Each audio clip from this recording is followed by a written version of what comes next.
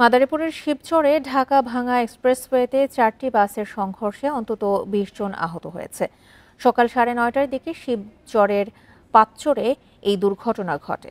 Shibchar highway থানার OC Zahirul ইসলাম জানান, সকালে ফরিদপুর থেকে ঢাকার উদ্দেশ্যে রওনা দেয় গোল্ডেন লাইন পরিবহনের বাসটি। ঢাকা-ভাঙ্গা এক্সপ্রেসওয়ের শিবচরের পাঁচচরে আসলে বাসটির নিয়ন্ত্রণ হারায় চালক।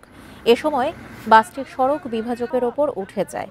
সে সময় গোল্ডেন লাইন পরিবহনের পেছনে থাকা টুঙ্গিপাড়া এক্সপ্রেস, সাকুরা পরিবহন ও নড়াইল এক্সপ্রেস ধাক্কা খায়। এ সময় আহত হন ২০ জন। তাদের উদ্ধার করে শিবচর উপজেলা স্বাস্থ্য কমপ্লেক্স সহ বিভিন্ন হাসপাতালে নেওয়া হয়।